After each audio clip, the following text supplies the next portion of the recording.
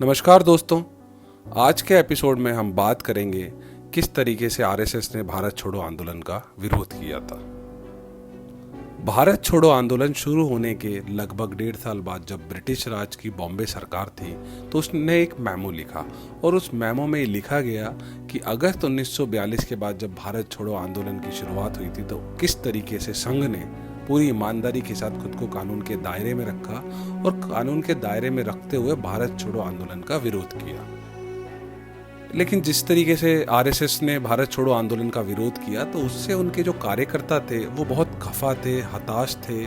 और 1942 में गोवलकर ने खुद भी लिखा है कि कार्यकर्ताओं के दिलों में आंदोलन के प्रति गहरा जज्बा था।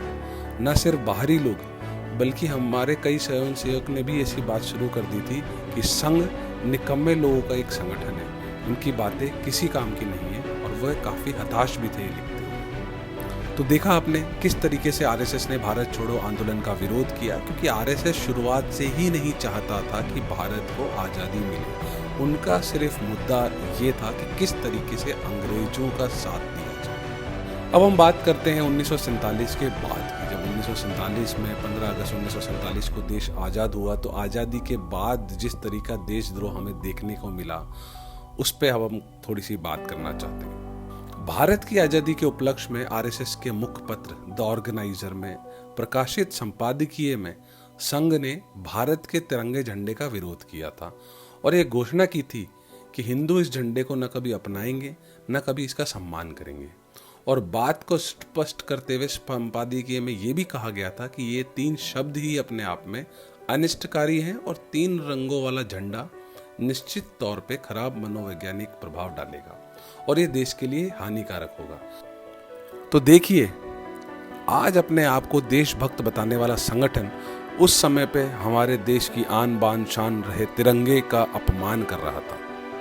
कुछ आगे बढ़ते हैं और बात करते हैं आज़ादी के कुछ महीनों बाद 30 जनवरी 1948 को नाथूराम गोडसे ने, जो कि हिंदू महासभा और आरएसएस दोनों का सदस्य था, महात्मा गांधी को नज़दीक से गोलियां मार दी। और उस समय के जो निजी सचिव थे महात्मा गांधी जी के प्यारेलाल नैयर, उनके रिकॉर्ड से देखिए आपको क्या सुनने को मिलेगा। उन्होंने लिखा है कि उस दुर्भाग्यपूर्ण शुक्रवार को कुछ जगहों पर आरएसएस के सदस्यों को पहले से ही अच्छी खबर के लिए अपने रेडियो सेट चालू रखने की हिदायत दी गई थी।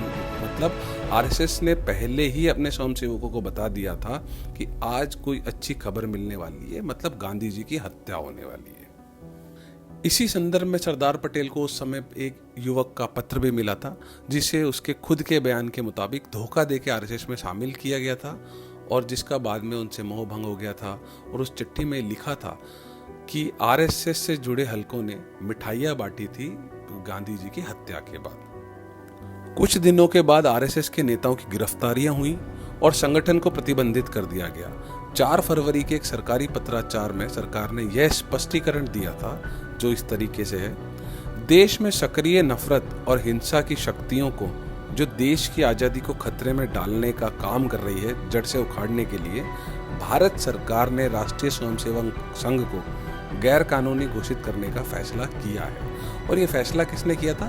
तब तत्कालीन उप प्रधानमंत्री और गृह मंत्री रहे सरदार पटेल। सरदार पटेल, जिन पर आज आरएसएस अपना दावा करती है, उन्होंने अपने पत्र में गोवलकर को लिखा था कि आरएसएस के भाषण सांप्रदायिक उत्तेजना से भरे हुए होते हैं। देश को इस जहर का अंतिम नतीजा महात्मा गांधी की बेशकीमती जिंदगी से शहादत के तौर पर भुगतना पड़ा। इस देश की सरकार और यहाँ के लोगों के मन में आरएसएस के प्रति रत्ती भर भी सहानुभूति नहीं बची है। हकीकत यह है कि उसका विरोध बढ़ता जा रहा है और जब आरएसएस के लोगों ने गांधी की हत्या पर खुशी जाहिर की और मिठाइयाँ बांटी तो ये विरोध और तेज हो गया। और इन परिस्थितियों में सरकार के पास आरएसएस पर कार्रवाई करने के अलावा और कोई चारा नहीं था। तो जैसा मैंने अपने पॉडकास्ट में बताया है कि आरएसएस हमेशा से देश की आज़ादी के खिलाफ रहा और देश के में जितने भी स्वतंत्रता संग्राम हुए उनका विरोध किया, ब्रिटिश के साथ रहा, ब्रिटिश की फ़ौजों में भर्तियां करवाई और बहुत सारी ऐसी चीज़ें की जो भारत की आज़ादी के खिलाफ था। और जब देश आज़ाद हुआ तो आरएसएस को ये आज़ादी भी नहीं सुहा रही थी और उसने देश के झंडे का, गांधी का और इस आज़ादी का विरोध करना जारी रखा। और इसी क्रम में सरदार पटेल ने आरएसएस पे बैन लगा दिया। कल हम बात करेंगे इस देश के प्रथम आतंकवादी जिसने गांधी की हत्या की थी, नाथूराम गॉडसे के बारे में। धन्यवाद। जय हिंद।